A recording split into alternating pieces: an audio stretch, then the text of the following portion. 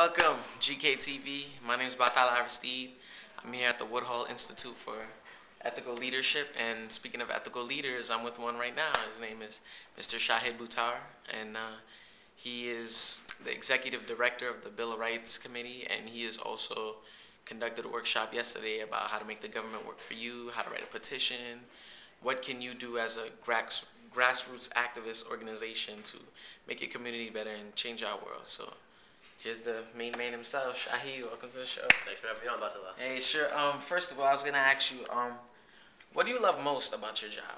About my job? Yeah.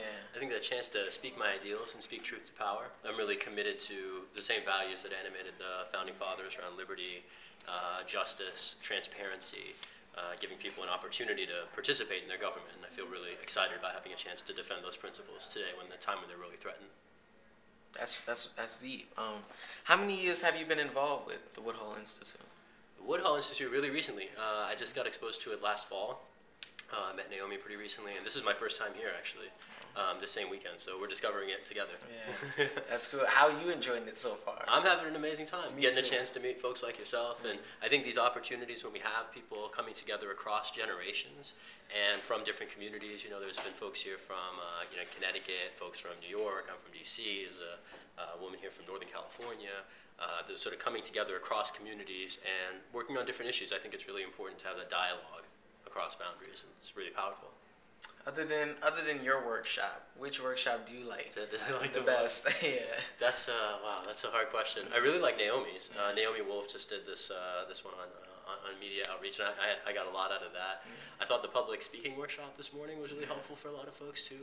I'm at a different point in my career a little bit, but it's great to learn this stuff again and to gain some tools and some tips, and to have an opportunity to figure out how to present some of these tools to other folks. This is off topic. This is a crazy question. You seem like a very intelligent guy, so what is your IQ, Shahid? I have no idea. I like to read, you know what I'm saying? It's all about reading, you know what I mean? There's too much information in books to not be read. And my mom taught me to read when I was really little, and I've always been a bookworm.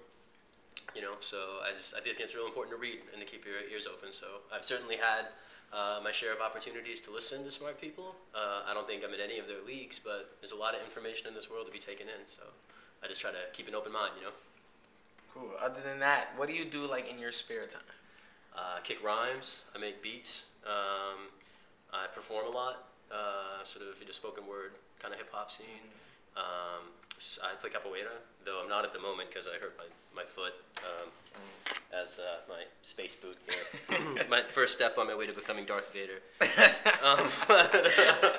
I like to dance. I'm a house head, so I kick rhymes over house beats. I like to, in Northern California, there's a big DJ culture in the house music scene, and in Chicago, DC a little bit. So yeah, I really like music. Music's my big thing. That's nice. How is life in DC? DC is a crazy animal, I gotta be honest with you. There's really two DCs, right? There's DC, the city, and then there's DC, the capital of the country. And people forget, DC was created as a capital because the federal government was basically taken over in Philadelphia. And so they moved to go to a swamp where nobody lived so that the government couldn't be taken over. Like, that's literally the origin of the District of Columbia. And then what grew around it were 500,000 people, mostly African American, who to this day are denied any opportunity to vote.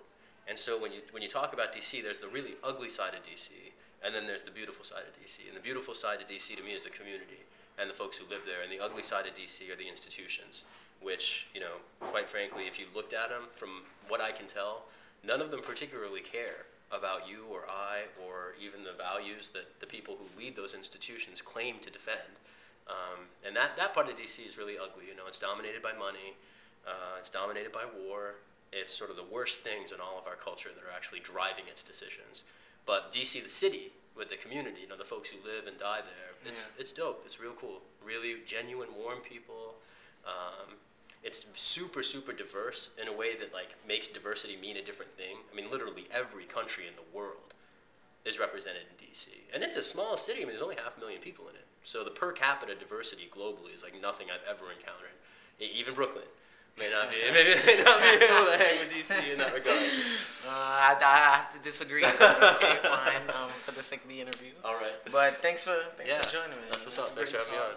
It's a great talk. And enjoy the rest of the weekend. I know I am. So peace out, GKTV, and see you on Monday.